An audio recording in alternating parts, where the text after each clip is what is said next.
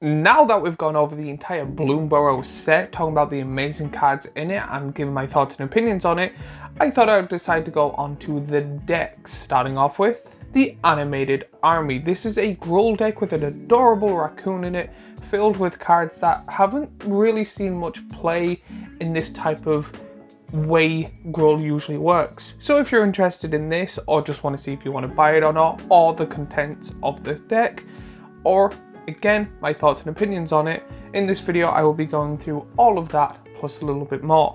But before I go any further, you know what I usually do by now if you watch any of my videos, and if you have, thank you. We will have a word from our sponsor.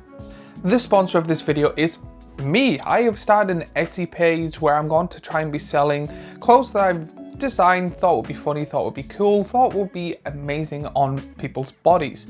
So I literally spent maybe a month or two looking at different resources and stuff to come up with the nicest clothes I could possibly find, with the coolest designs that I have done myself, with stuff like playmats, hoodies, t-shirts. I'm going to try and do phone cases. They're harder than I thought, but I do think that it is a really good thing to actually put into. So if you would like to help me out or help the channel out, please go onto my Etsy. It will be linked down below, and you'll be able to find very nice clothing and also be supporting the channel. So links down below, and also if there's any other designs, I will be putting on any of my social media, so please follow me there as well. So if you've never seen these type of videos, I go over the commander, the sub-commander, the context of the deck itself, then I give my thoughts and opinions on it, talking about some of the cards in it, and then showing off probably the best cards in each single section. So this is one of them type of videos. I will be going over all 4 decks in the next coming weeks, 2 weeks usually, and then do an overall video of what all of them put together. So again, if you're just interested in any of the other decks, please wait, that video will be soon. Or if you just want to wait and watch them all, that would also be good. But if you're super cool and handsome, you will watch all of them. But now let's go on to the video itself, starting off with the commander of the deck, and the commander being Bellow Bard of the Brumble. For 1 red and a green, you get a legendary creature, Raccoon Bard, that is a mythic. During your turn, each non-equipment artifact and non-or enchantment you control with mana value 4 or greater is a 4/4 elemental creature in addition to its other types, and has indestructible, haste, and whenever this creature deals combat damage to a player, you draw a card. It is also a 3/3. So 1, this I've never seen a Gruul commander do very well, and I do actually really like it. 2, you get a full art if you buy the deck, and this full art is absolutely adorable. I absolutely love the art on the card. You get a 3/3 for 3 mana, which is okay, but the main part of this card is its ability. You are able to pretty much get a large amount of creatures that whenever they do damage, you get to draw a card. They're also very difficult to kill because of the indestructible, and then plus it also has haste, so they get to attack straight away. This deck should be filled with the type of cards you need. I really do think this is quite a good and powerful commander overall, and I really like the unique ability of it. But with every commander there is a sub-commander, and the sub-commander of this deck is Wildseer Scourging Maw for 3 red and a green. You get a legendary creature, Elemental Wolf, that is a mythic. It has Trample. Enchantment spells you cast from your hand have Cascade, and it is a 6/6. 5 mana for 6s with Trample is really good. You're able to power this up. This I personally think would be quite a decent kind of Voltron deck. You literally play cards from your hand, like enchantment auras and stuff like that. Because of that, because you cast them from your hand, you get to cascade into things, put them all onto this wolf, and then be able to plow through and get rid of your opponents. I do think it is worth it because it has Trample, and I do think it's worth it because it is 5 mana for 6/6, which again is very powerful. Then we have the actual ability itself. Playing enchantments is really good. The amount of enchantments, plus you're able to, they don't have to be enchantment auras, they can just be normal enchantments, so you're able to have a variation of amazing cards. Plus Cascade, in my opinion, is one of the most powerful keywords in Magic the Gathering. Now onto Planeswalkers. I love when planeswalkers are in a deck, and I really liked what they did with this. They have kind of done a what if scenario where if a planeswalker goes into this plane, because they're human, they get turned into an animal. But the other good thing is they're also picking planeswalkers that are not here anymore or that haven't been seen in a while. So I really like that ability of what if this person was still around and they got a planeswalker card. And again, for people that want them planeswalker card, it's really good to be able to go here, even though they're forgotten or not around anymore. Here is an alt-art version for people that love that planeswalker. In this deck, you get Domri, an Arch of Bolas. I did really think that in the story they did Domri wrong, and it hasn't been really a good, in my opinion, good Gruul planeswalker. Again, still think he wasn't the best, but it mainly seems just to be the abilities and not the planeswalker. If you have a red-green planeswalker that you absolutely love, let me know on why. So let's go on to the creatures of this deck. In this deck there is a total of 22 creatures, which for both commanders, mainly focusing on artifacts and enchantments, is very weird in my personal opinion that you do get 22. I thought it would have been somewhere between 18 and 20, but again, I don't make these decks. But you get good creatures, just like Atali Primal Storm, Prosperous Bandit, Pyroswipe Hawk, Lotus Cobra, Evercoat Ursing, Bright-Capped Badger, Tail Tracker Scout, Golter Primal Hunger, Coma of the East Tree, Groth Armor All-Devouring, Rampaging Behemoth, Liana War Loam Speaker, Tender Shoot Dryad, Gorklaw Terror of Quelsilma. My problem with this section is there is a lot of cards that are really good and really powerful, like the Elder Dinosaurs and stuff like that. However, it's one of those things with all the new cards and all the new sets, I thought they might be able to reprint some of the more expensive cards that are really good in red and green, or be able to give us somewhat powerful creatures that are the same. Like for example, Atali in this is very, very good, but there is also an Atali in them colors. Why did we not get that one? That one would have been better. It seems to be that they're putting in the older variations of cards or cards that are in a lot of decks or a lot of scene. However, because people have multiple copies of the card, I'm like putting more newer ones that people will be more excited to get. Now we're going on to the enchantments of the deck. When it comes to the enchantments, there's 13 in total, which does seem right because of the two commanders. But in this deck you get Alchemist's Talent, Berserker's Onslaughter, Outpost Siege, Reign of Riches, Sunbird's Invocation, Grottorous Violence, Warnstorm Surge, Thickest of the Thicket, Unnatural Growth, Greater Good, Primeval Bounty, and Path of Discovery. These, in my personal opinion, a good chunk of them just seem generic enchantment, good stuff in the colours. I always love Unnatural Growth. It's one of my favourite enchantment cards, and I always try to put that in a deck that is red and green, or just green.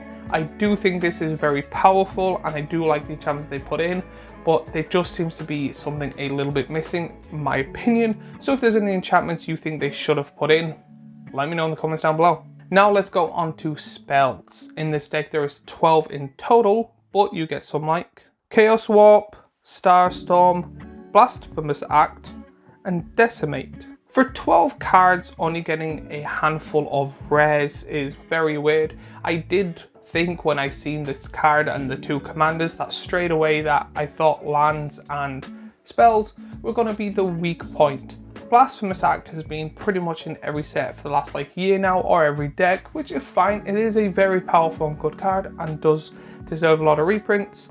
But again, it's kind of one of those cards that I'm sick of seeing in decks. I've seen a lot of people, or a handful of people online and with people I talk to, always talk about that they usually take out Blasphemous Act when it comes to buying it, especially since the Fallout set, where it was pretty much always been opened. Now on to artifacts. There is 14 in total, 10 of them are mana rocks, but you get good cards like a Seeker's Chariot, Bootlegger's Stash, Spine of Ishar, and a Rolling Hamster. Rolling Hamster Sphere is one of those cards that is only in this deck, and I absolutely love it and think it's hilarious.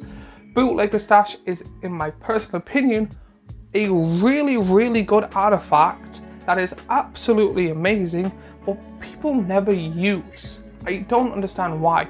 It's one of those things where people were like, I want lots of treasures, I want this deck to be able to have large amounts of mana, and then they're playing green and they're not putting this in, or they're not putting in Wilderness Reclamation as well, or Seaborn Muse. Imagine you're playing a 4-player game, you have 5 lands, and then literally you end your turn, that person starts their turn, during the turn you're like, I'm gonna tap 5 of my lands, I get 5 treasures, and then you do this again and again.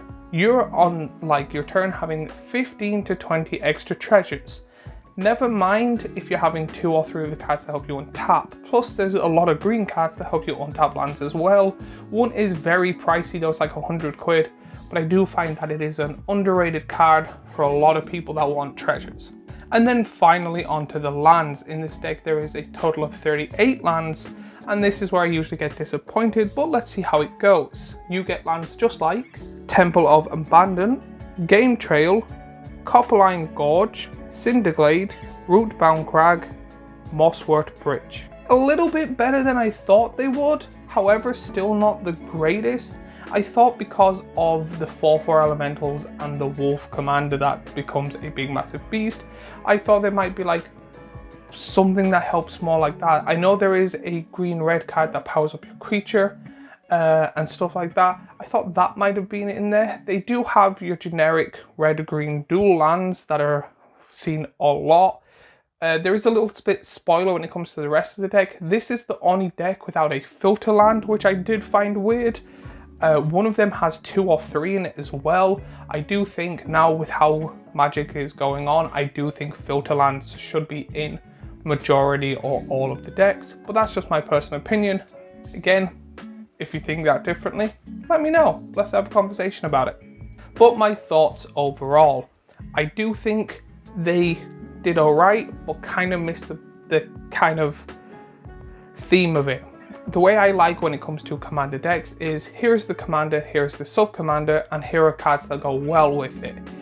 It feels really weird, mainly because the cascade and the things becoming elementals is kind of too different, but it seems they just went, here is a commander with a cool idea, here is a sub-commander that's powerful and has somewhat of a cool idea, and then here is just generic good roll stuff. Good green cards, good red cards. It doesn't seem to be kind of like hard focusing or a lot of cards that go well with them too. It just seems to be, here's the generic good cards that go well with them. I think they would have been better if it was like, if there was any cards that focused on like Cascade, or if there was any cards that went like, I'm not sure if any exist, but it's like elementals get +1/+1, or like anger would go good in here because of, I know they get haste anyway, but having anger to be able to play your other creatures and be able to attack with the elementals would be cool. Stuff like that would be absolutely awesome. Overall, I think the deck is quite good. I think it's just probably like just over what I think the deck needs to be. I do really think it needs a filter land, especially because the other ones do. Overall, I do think this is probably maybe a 6.4, but again, I would love to hear your thoughts and opinions on this deck. Let me know if you bought it or why you did or didn't in the comments down below. While you're there, remember to like, subscribe and follow and all that YouTubey stuff. And because this set is in Bloomburrow, I did make a video talking about everything in Bloomburrow when it comes to the set, the planeswalkers, the cards in it, the different arts and the different items you can buy. So if you're interested in that, there is a link right here, a playlist where I talk about Magic the Gathering stuff, about if is it worth it and stuff like that here, and a subscribe button here. And again, all the support I've been really enjoying and I hope to grow with yous. But as always, I will see you all in the next video. Are you interested in bird bards, which is a very weird concept? Are you interested in offspring, which again is a very powerful ability that is only in Bloomburrow? If you like cute little adorable animals, this video is for you, and possibly if you want this deck, this video is definitely for you. In this video, I'll be going over the entirety of the deck, giving my thoughts and opinions on each section, and then giving an overall thought of what I think the deck is. I know that Bloomburrow and stuff like that is out because I've made 2 videos on it by now if you're watching this. But if you're interested in buying the deck and haven't bought it yet and need that additional push, or if you're interested in the deck but don't want to look in what's in it and what you think the cards should be worth it or not, this video again is for you. But before I go any further, a word from our handsome sponsor. The sponsor of this video is me. I have started an Etsy page where I'm going to try and be selling clothes that I've designed, thought would be funny, thought would be cool, thought would be amazing on people's bodies. So I literally spent maybe a month or two looking at different resources and stuff to come up with the nicest clothes I could possibly find, with the coolest designs that I have done myself, with stuff like playmats, hoodies, t-shirts. I'm going to try and do phone cases. They're harder than I thought, but I do think that it is a really good thing to actually put into. So if you would like to help me out or help the channel out, please go onto my Etsy. It will be linked down below and you'll be able to find very nice clothing and also be supporting the channel. So links down below, and also if there's any other designs I will be putting on any of my social media, so please follow me there as well. So just giving a quick look at this deck, I do think that this could potentially be a very powerful and well looked out for deck. It does seem to be one of those decks that have a really weird and unique ability, and I do think that Offspring is going to be one of those abilities that is very, very underrated until someone breaks it and then everyone wants to have Offspring in their deck, in all their decks. So let's go over through this deck, talking the pros and cons, and then seeing if this deck is worth buying. So let's start off with the commander, and the commander is Zenny Valley's Voice for a blue, red, and a white. You get a legendary creature Bird Bard that is a mythic. He has flying. Vianney Valley's Voice gets +X+0, where X is the number of other creatures you control with base power 1. Creature spells you cast have Offspring 2, and is a 1/3. For 3 mana you get a 1/3 with flying, which is okay. However, this thing becomes an absolute beast, especially because of the color blue.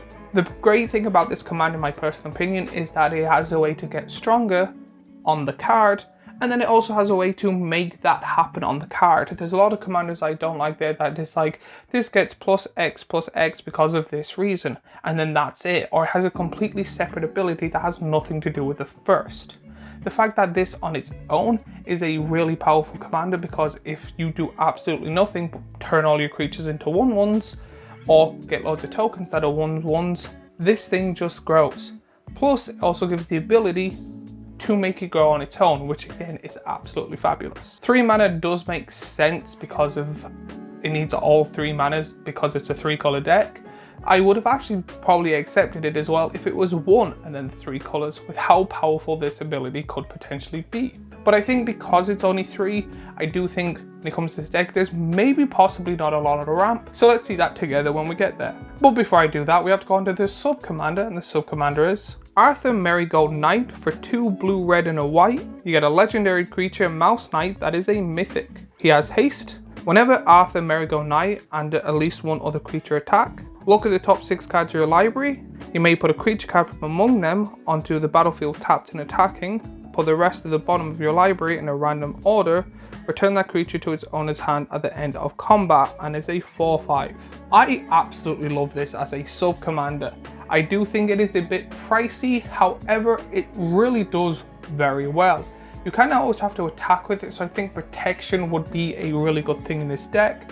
But you get a free creature each turn that then gets to return to your hand. I'm not the biggest fan of it return to your hand, but with the amount of mana needed and the stuff you can do with it, I do think that it is worth it. Plus, it is really good to keep your hand kind of big, so you'll end up having probably 5 to 7 cards or possibly more by the end of it. So it's kind of like, yeah, you get to draw a card the opponents get to see, but it gets to do damage and then it returns to your hand unless someone has killed it. But now let's go onto the deck itself, starting off with the Planeswalker of this deck. Each of these decks have a Planeswalker in it that is an animal variation of a Planeswalker card we have seen before, and this one is Elspeth Sun's Champion. If you know me or any of my videos, I love Planeswalkers and I love alt art of Planeswalkers. I did think that this is a really good thing to do because it gives people the ability to get the old Planeswalkers they love and enjoyed for years in a new variation of art, which is cute and adorable. But next up are the creatures of this deck. When it comes to this deck, there is 36 creatures in total, which makes sense because both of them need creatures to activate their abilities or affects creatures because their abilities. But you get creatures just like Jazza Goldmane, Selfless Spirit, Blade Splicer, Hanged Executor, Loyal Warhound, Restoration Angel, Jacked Rabbit, Skycleave Apparition, Boss's Chieftain, Angel of the Ruins, Luminous Broodmouth, Sun Titan, Poliwag Prodigy, Aether Channeler, Shield Broker, Rabid Argument, Curiosity Crafter, Devilish Valiant, Siege Gang Commander, Agate Instigator, Rose Room Treasurer, Combat Celebrant, Inferno Titan, and Solum Ciliacrium. Not gonna lie, and I do think it's because I do find the commander and sub-commander that I already have a deck. However, I keep putting it as this is how I would build it, and then keep forgetting that these decks are not supposed to be at a higher level. These are supposed to be what people say, somewhere between 5 and 6, where I'm like adding cards in that I'm like, this would be absolutely amazing in it. So I did find a lot of these cards to be a bit meh, and a lot of them I would be taking out if I bought this deck. Now another thing when saying that, I do love when it comes to buying a commander deck that you can use it straight away, or if you do want to change it, only change a few handful of cards. Personally, when it comes to this in the last little while, I think already this deck seems to be, it needs a lot of changes, but that's just because I want to play it a certain way, not because the cards are bad. So it's hard to tell if it's just the cards need to be better, or if it's just me having the thing of I want it to be like this, so I'm blindsided of how good some of these cards might be in this deck. But now onto the next one, which is spells. In this deck there is 13 spells in total, but you get spells just like Pull from Tomorrow, Martial Coup, Storm of Souls, Dusk, Stolen by the Fae, Calamity of Cinders, and Time Warp. Again, there just seems to be something about this deck that's not hitting me in the right place. It's kind of just like I'm not seeing the same vision that Wizards were when it comes to making this deck. So again, if you have any thoughts, or if there was any way you would like to build this or anything like that, let me know in the comments down below, because it just seems to be this deck is not... I usually am quite good at seeing other people's thoughts and opinions when it comes to this deck, but it just seems to be the card selection just seems very off to me, and I don't know why. But now we're going on to enchantments. When it comes to this deck, there's 4 enchantments in total, and they are Murmuration, Fortune Teller's Talent, Bident of Thassa, Echoing Assault. So again, I find some of these to be quite good enchantments. I do think Bident of Thassa is an amazing card and could potentially do a lot better, but I think it's just better variations of cards. I wouldn't want my 1/1 tokens to attack all the time, but I do think because of it, it'll be very weird because the draw would also be good. It's a very weird concept when it comes to these enchantments. I can see why, but at the same time, I'm just like, why also? Now, when it comes to artifacts, there's 8 in total, and 7 of them are mana rocks. Again, does kind of make sense, but the one that isn't is Helm of the Host. Helm of the Host is very, very powerful, but it requires a lot of mana. Again, this is not a card I would personally see unless you're putting it on a 1/1, but I don't think paying that much mana to put on a 1/1 to power up, or put onto a creature you're attacking with to get a token of it, because then it'll go back to your hand and detach, and then you have to pay the equipment cost. It's that type of weird thing to me. I would be like, usually when it comes to Helm of the Host, because it makes a non-legendary version, I try putting it on my commander or my sub-commander or a very powerful creature in the deck. That's usually legendary. When it comes to this, I'm like, the only thing I could think of is if there is a creature that makes 1/1 tokens each turn, to throw it on there, but that's a lot of mana to do that, where it doesn't seem to be the payoff that I would like in my personal opinion. And then finally, lands. In this deck there's 38 lands in total, but you get lands just like Glacial Fortress, Temple of Enlightenment, Seachrome Coast, Sulphur Falls, Cascade Bluff, Clifftop Retreat, Temple of Triumph, Temple of Empathy, and Rugged Prairie. This is better in my opinion. This is one of those things where the lands is mainly where I'll be focusing on this deck. Same with the commander and sub-commander, with some of the cards in between. I overall think this deck is quite good, quite powerful. However, just the way I personally play, I know that if I got this deck, I would be instantly breaking it apart and putting in a load of other cards. When it comes to new players, I do think it is good in the aspect of it is very unique, and a lot of newer players will be trying to figure out how the deck fully works and how to optimize it. I do think that this, in my opinion, is a very good new player deck, but when it comes to playing for a few years, I think it gets less and less the longer you've been playing, unless you really like that new offspring ability. Overall, I give this 6.8. Again, if you think differently, let me know in the comments down below. Give me your thoughts and opinions on what you think of this deck or what cards they should have put in it. While you're down there, remember to like and subscribe and share this to a friend. And then if you liked this one or you like raccoons, I have another video here, a playlist of Magic the Gathering stuff here, and a subscribe button here. And I love making these videos and would like to continue. It would be a great help if I got your support and stuff like that, and I will see you all in the next video. When it comes to the name of this deck, it seems to have the most backstabbing name that I've ever seen when it comes to Magic the Gathering. This deck is called Peace Offering, however, it's a Magic the Gathering deck. Just from the title alone or the name of the deck alone, I am already considering this to be one of those, hey, I'm just here to help everyone and have a good time. Oh wait, stab, stab, stab, I win. This seems to be the type of deck, before even looking at anything, the commander or sub-commander or anything like that, that I already know and I can already tell that this is a group hug deck that portrays you, and that is the first time I've ever seen it in the title of a deck. So in this video, I'll be going over the commander, sub-commander, and the context of the deck itself, give my thoughts and opinions at the end, and then giving it a rating and seeing if this deck is worth buying. Or, if you're interested in this deck, let me know why I'm wrong in the comments down below. But before I go any further, a word from our sponsor. The sponsor of this video is me. I have started an Etsy page where I'm going to try and be selling clothes that I've designed, thought would be funny, thought would be cool, thought would be amazing on people's bodies. So I literally spent maybe a month or two looking at different resources and stuff to come up with the nicest clothes I could possibly find, with the coolest designs that I have done myself, with stuff like playmats, hoodies, t-shirts. I'm going to try and do phone cases. They're harder than I thought, but I do think that it is a really good thing to actually put into. So if you would like to help me out or help the channel out, please go onto my Etsy, it will be linked down below, and you'll be able to find very nice clothing and also be supporting the channel, so links down below. And also if there's any other designs, I will be putting on any of my social media, so please follow me there as well. Since this is a Bloomburrow deck, it's very obvious to say that this deck is going to be filled with many cute creatures that will end up betraying you in some form of way. So I think already before even looking at this, that this is going to be a creature heavy deck with a lot of I get benefits, you get benefits, and then we'll see how it goes from there. Don't worry about it.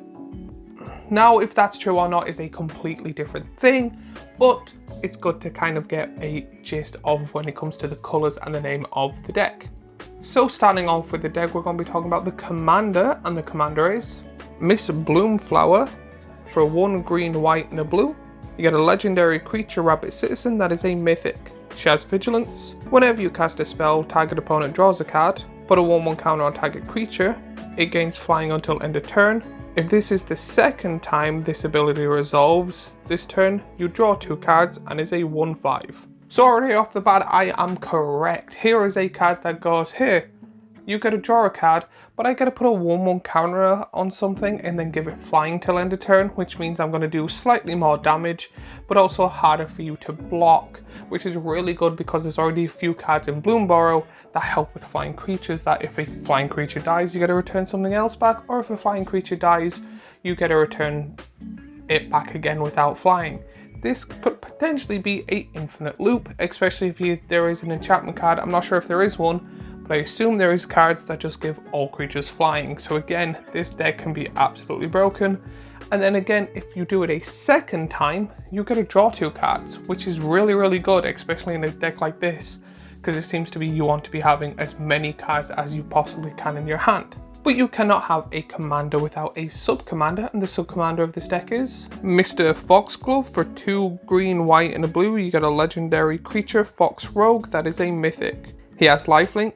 Whenever Mr. Foxglove attacks, draw cards equal to the number of cards in defender player's hand minus the number of cards in your hand. If you didn't draw any cards this way, you may put a creature from your hand onto the battlefield and is a 3/5.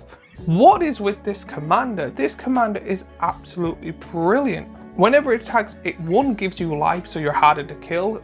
2 then lets you draw cards equal to the defending players. Plus, it has a blue pip, so you're able to make it unblockable. So again, you're doing like 3 damage, gaining 3 life, and able to draw cards equal to Blank's hand, which is really good, especially with the other card. If you play it as your commander, you're like, oh, you keep drawing. And then all of a sudden you're like, I have 1 card left, you have 7, cool. Play this fox down, attack, boom, hand back to 7. Plus, if that doesn't even work, you get to play something for absolutely free. This commander is absolutely bonkers. I love both of these, and this is actually, in my opinion, the first deck that the commander and the sub-commander, I don't know which one I prefer. So in the comments down below, let me know which one you would prefer and why. So now we're getting on to the context of the deck itself, starting off with the Planeswalkers. Usually when it comes to this, there's not Planeswalkers in the deck, but in this set, they've done a really cool thing where they kind of imagined past Planeswalkers as these cute little creatures, and in this deck you get Tamiyo Field Researcher.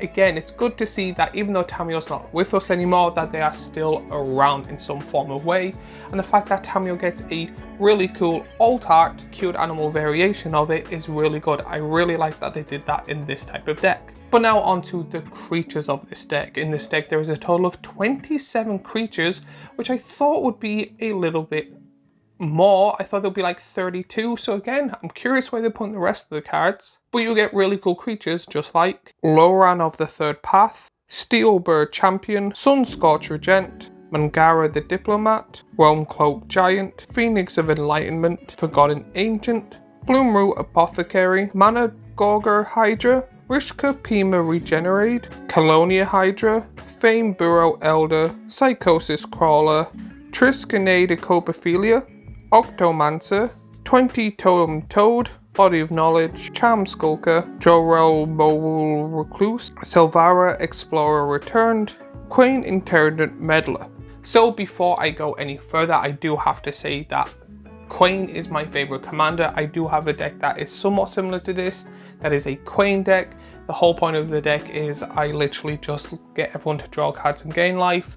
So I have a large amount of cards, which has a large amount of ramp, which has then a large amount of stacks, but it's not stacks that's like, majority of the stacks that I put in is that just people can't attack or interact with me. I try and put as minimum stacks when it comes to people just not playing stuff, so they still get to play.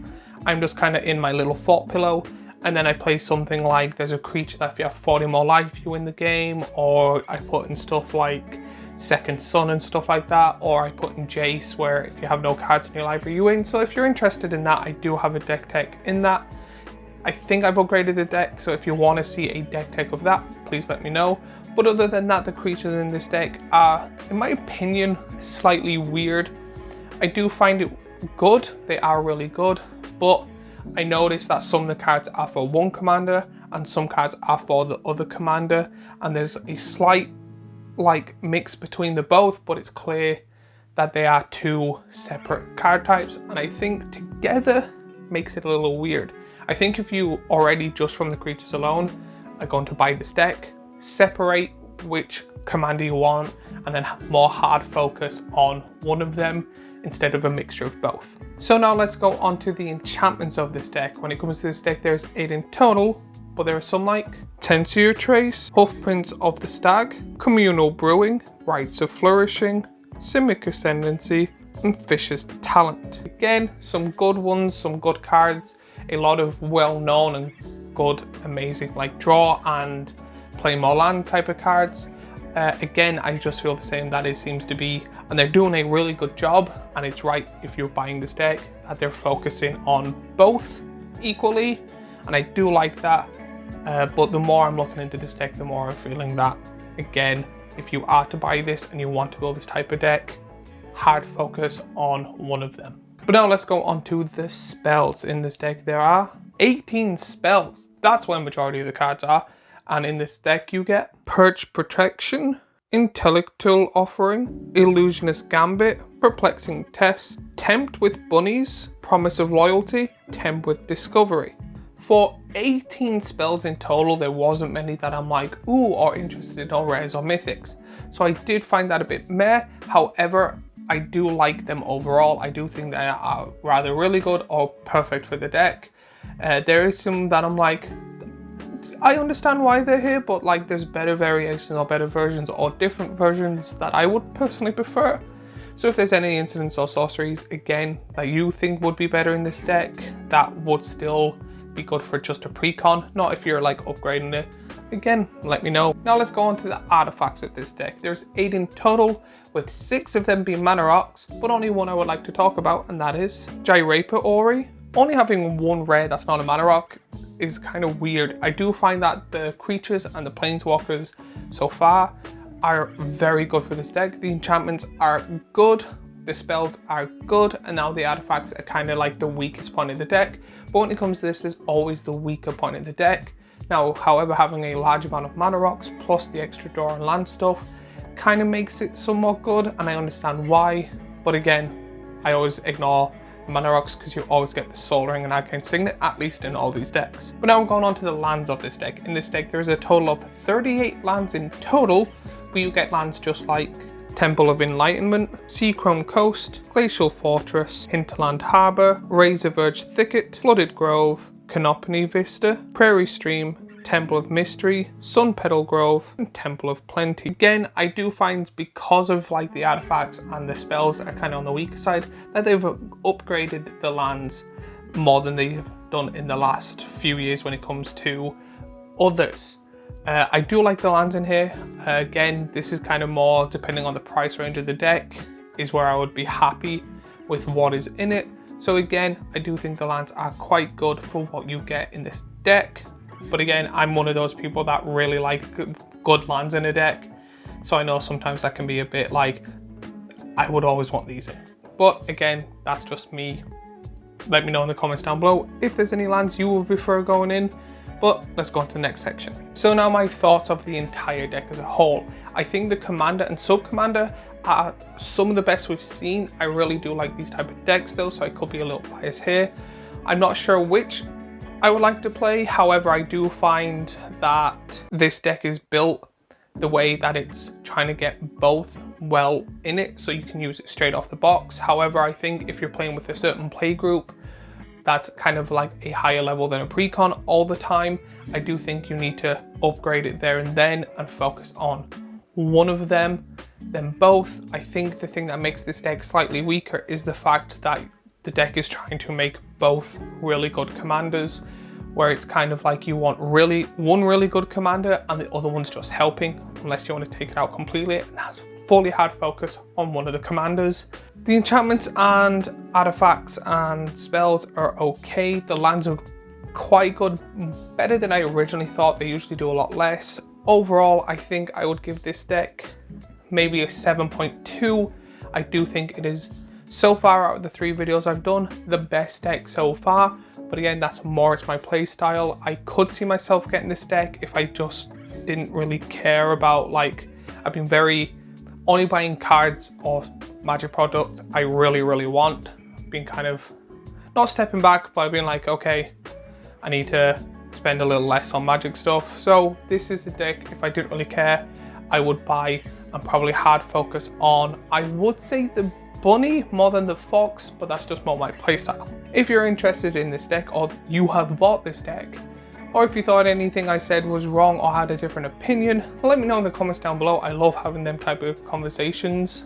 While you're down there, remember to like and follow and subscribe and all of that. But if bird bards are more your thing, or you're more into kind of a more D&D aspect of a deck, I have the previous deck here with a playlist of Magic the Gathering Is It Worth It stuff here, and a subscribe button here. And I cannot wait to finally get this Bloomburrow stuff done, because even though I've been really enjoying it, it's been a rush for me because I was away on holiday. But I will see you all in the next video.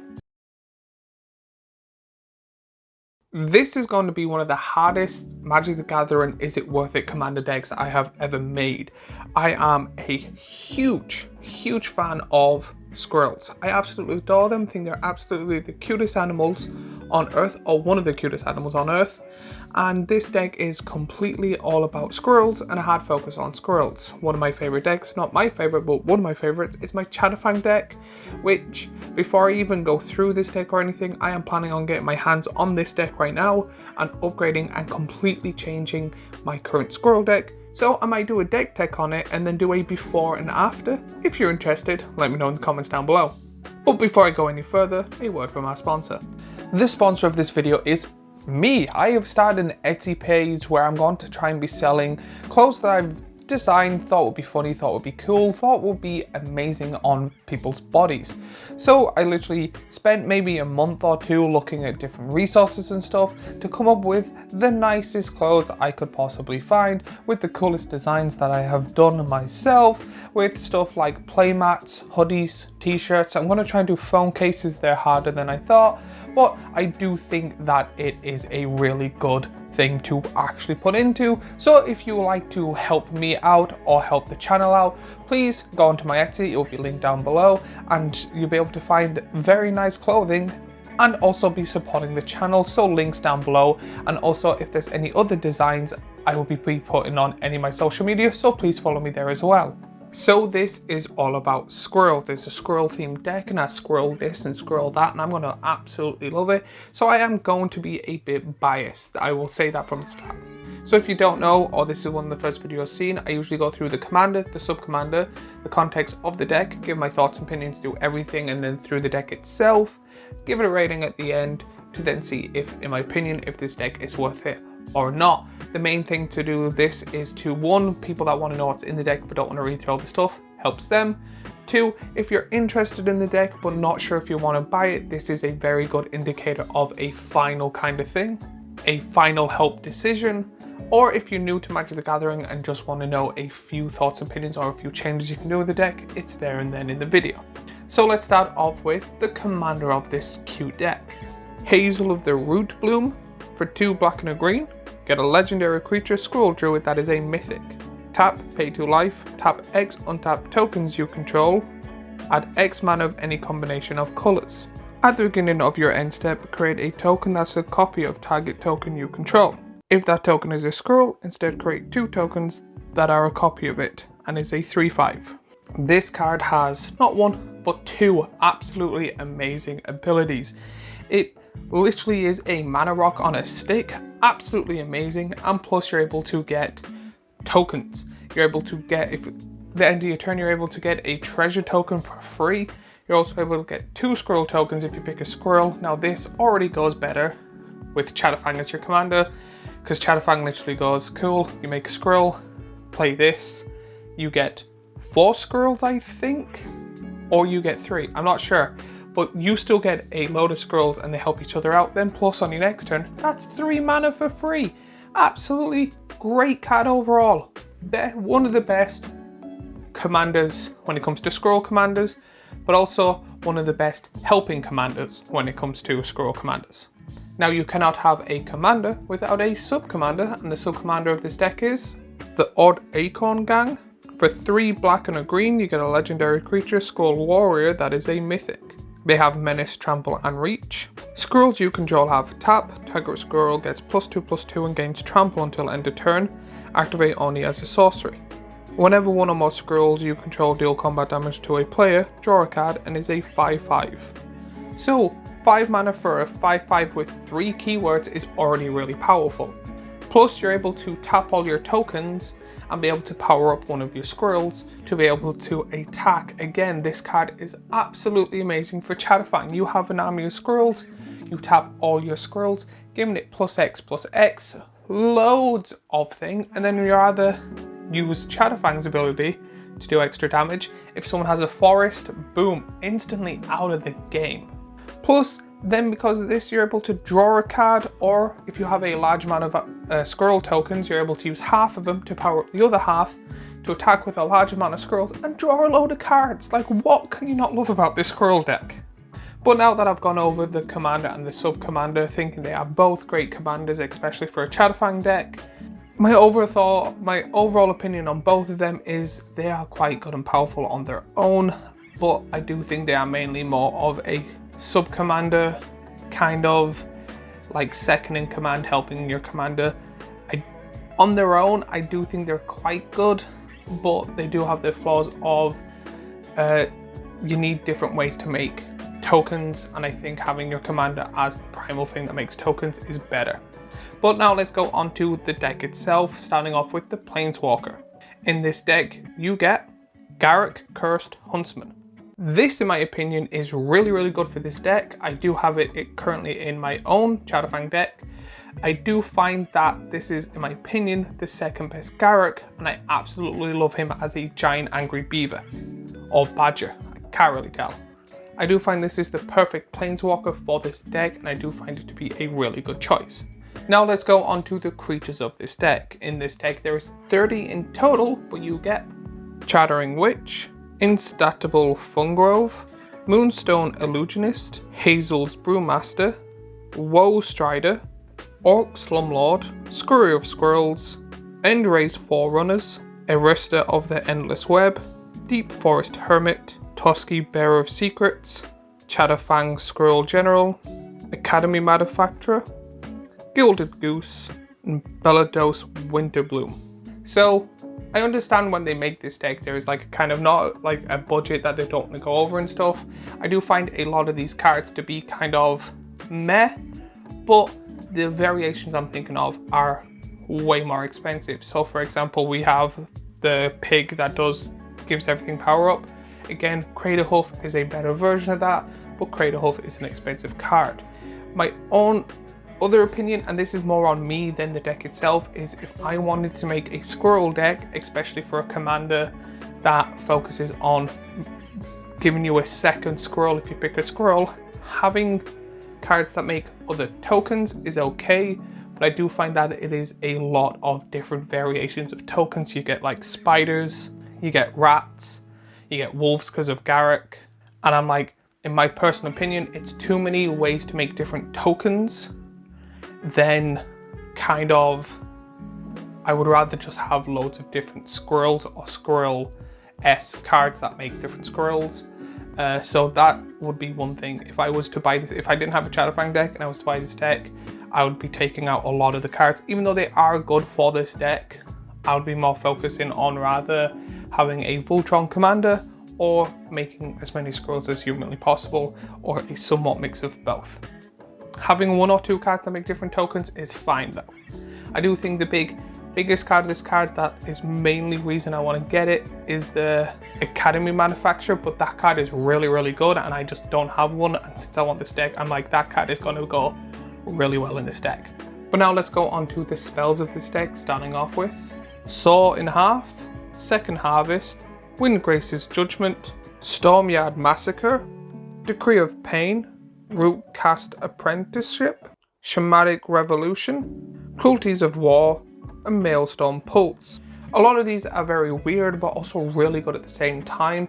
I really do like the ability of Saw in Half, but it depends on what you pick. There is a lot of good cards in this deck that you're able to pick, and there is a few that I can think of from the top of my head that would also be very good to pick. Overall, I do find the spells in this deck to be somewhat good to weirdly, why are they in here? Or then Massacres of War just being kind of in every type of deck that has black or green in it. But again, it just seems to be they have a handful of cards that just go, these are placement filler in all these type of decks, which again is fine, but I would like to see a bit more like random cards or cards that we haven't seen in a while. Now on to enchantments. In this deck there is 7 in total, but I will be going through 2, and those 2 are Gordmaster's Talent and Beastmaster Ascension. So I understand why these are here, and I do think they are somewhat too good for this deck, but again, it's kind of just one of those things that I do find it weird that they are not perfect for the deck or perfectly assigned for the deck. Again, there is way better versions of Beastmaster Ascension, and I'm pretty sure, and I could be wrong here, it just got the Werewolf Secret Lair. So again, it's one of those cards that I'm like, why are they here? Now let's go on to the artifacts of this deck. When it comes to this deck, there is 9 in total, and 4 of them are mana rocks. So the rest are Maxwood Nexus, Chitter Splitter, Idol of Oblivion, Sword of the Speak. Again, these are those type of cards that I'm like, I understand why they're here, they're quite good to alright, but overall I do think that there are better cards. I do think having a Sword of would be good in this deck, especially since there is one in the set. Chitter Spitter is perfect for this deck, and I do find that to be a very good card. Now finally onto the lands. When it comes to this deck, there's 38 lands in total, but you get lands just like Temple of Milady, Woodland Cemetery, Necrobloom Snarl, Swarmyard, and Twilight Mire. Again, lands are doing a lot better. I do love that we are seeing filter lands more often, and I do think the card selection or the land selection is good, especially with Swarmyard having a 2 scroll commanders. Having this as a card is a very good thing, but I more see that as a enchantment more than a land. But overall, I think this is the best deck out of all 4 of them. I would actually give this an 8.8 in my personal opinion. There is a few flaws in it and there is a few cards, but again, this could also be, I'm a big fan of scrolls and stuff like that, then I'm probably giving it an extra boost than I normally would. But again, let me know what you think of this. What would you rate it in the comments down below? While you're there, remember to like and subscribe and all of that YouTube-y stuff we always ask for. But as always, if you're interested in this, I've gone through all the other commander decks in Bloomburrow. There will be a link to one of the videos here, a playlist with them all here, and a subscribe button here. And then soon I'll be going over the new secret layers. I know I'm catching up and got a bit to do, but thank you for the support, and I'll see you all in the next video.